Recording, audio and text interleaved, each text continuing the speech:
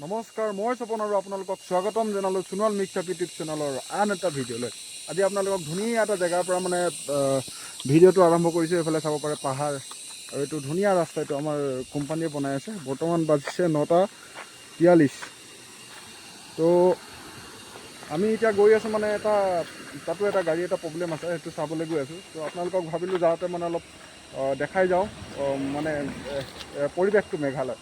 অসমততো খুব গৰম পৰি আছে বৰ্তমান। ময়ো বেছি দিনৰ নহয়, মই 2-3 দিনৰ আগৰ পৰা ঘৰত আহিছোঁ। যিটো গৰম, কিন্তু ইয়াত গৰম যদিও পৰিৱেশবিলাক ঠাণ্ডা ঠাণ্ডা। মই তাকে আপোনালোকক আজি অলপ দেখাই দিছোঁ আৰু মেঘালয়ৰ পৰিৱেশটো।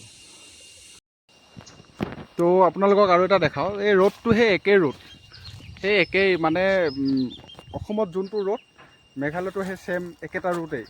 কিন্তু মেঘালয়ত ঠাণ্ডাটো গৰমটো গাত নালাগে। তাৰ মেইন কাৰণটো হ'ল অসমৰ তুলনাত ইয়াত গছ গছনিৰ সংখ্যা যথেষ্ট বেছি।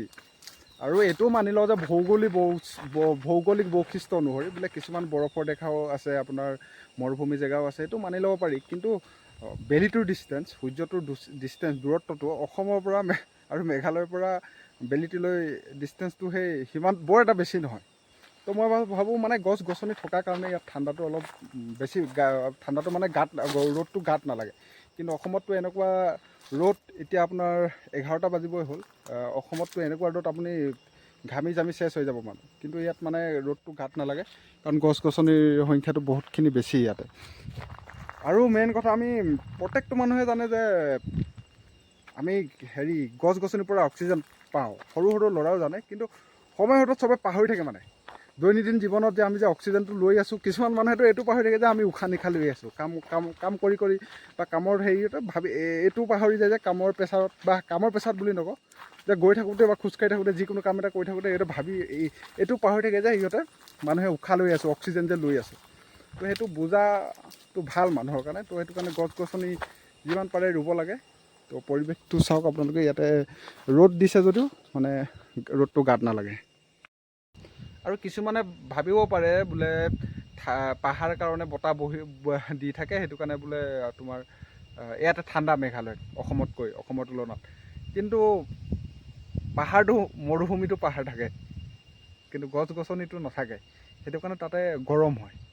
মই ভাবোঁ এইটো মোৰ যোনটো মনৰ ভাৱ আৰু সেইটো প্ৰকাশ কৰিছোঁ, যে গছ গছনি নথকাৰ কাৰণেহে হয়, ৰ'দ বেছি হয়। পাহাৰ বুলি কথা নাই, ইয়াতো যদি গোটেই গছ গছনি কাটি তহিলং কৰি দিয়ে, ইয়াতো গৰম হ'ব। আগৰ তুলনাততো মানুহে কোৱা মতে, মেঘালয়ৰ লোকেল মানুহে, আগৰ তুলনাত এতিয়া বহুত গৰম হয় ইয়াতে। তো কথাটো সেইটোৱে, গছ গছনিটো চবেই ৰুব লাগে। আৰু এইটো পাহৰি থাকিব নালাগে, মানুহে যে এনিটাইম উশাহ লৈ আছোঁ, সেইটো পাহৰি থাকিব নালাগে। এইটো পাহৰি থাকিলে দিগদাৰ আছে পিছলৈ। প্ৰথম এইটো গাড়ী চাব লাগিব। এইটো গাড়ী বোলে এক্সেলেটাৰ নুঠে, 10তকৈ বেছি এক্সেলেটাৰে নুঠে। চাইলেঞ্চাৰে জাম হ'ব লাগে, কিন্তু ড্ৰাইভাৰটো আহি আছে। ছফ্টৱেৰ লগোৱাৰ পিছত গম পাম কি প্ৰব্লেম হয়। তো আজি কামটো সেয়ে আৰু এখন গাড়ী চাব লাগিব, তাৰ কি প্ৰব্লেম আছে চাব লাগিব। এইখন মই দেখাই আছোঁ আপোনালোকক। এইটো আমাৰ কেম্প, ৰংচাক কেম্প হয়, ৰংচাক। তো এই গাড়ীখন চাম কি প্ৰব্লেম আছে প্ৰথমতে। দুটা গাড়ী ঠিক কৰি দিনটোত দুটা গাড়ীটো দিনটোত চোৱাই হয়, 2-3টা গাড়ী চোৱাই হয়। তো এইটো আজি দুটা গাড়ী। তো আৰু দেখাইছোঁ আৰু আগত। এইটো RPM নুঠে, 10তকৈ বেছি নুঠে। এইটো এক্সেলটো ফুল মাৰা আছে। এইফালে চাব পাৰে, ইয়াত ষ্টপ ইঞ্জিন আহি আছে। ষ্টপ ইঞ্জিন আহি থকাৰ কাৰণে RPMটো নুঠে। এইটো ইক্ৰামুল, এইটো খুল ইফালে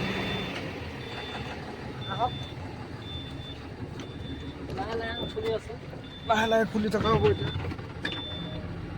এই ষ্টপ ইঞ্জিনটো থকাৰ কাৰণে মেইনলি নুঠে। ইয়াত আমাৰ ছফ্টৱেৰটো লগাম, তাৰপিছত দেখা যাব কি প্ৰব্লেম আছে।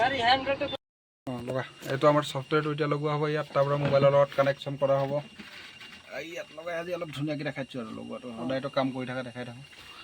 তো এতিয়া মোবাইলটোত কানেক্ট কৰাৰ পিছত চব আহি যাব তো মোৰ এইটো মোবাইলেই আছে আৰু বেলেগটো মোবাইল নাই, সেইটো কাৰণে।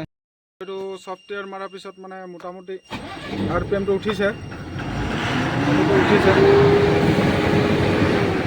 কিন্তু গাড়ীটো ৰিজেনেৰেশ্যন মাৰিব লাগিব, চাইলেঞ্চাৰটো খুলি চাব লাগিব, জাম হৈ গৈছে নেকি, বা ডজিং ইঞ্জেক্টৰটো বেয়া হৈছে নেকি চাব লাগিব। ইক্ৰামুলক খুলিব, নহ'বা ড্ৰাইভাৰক দি খোলাব। এই বহুত চালু বস্তু, এই ড্ৰাইভাৰক কাম কৰে। ঠিক আছে আৰু দেখাইছোঁ আগত।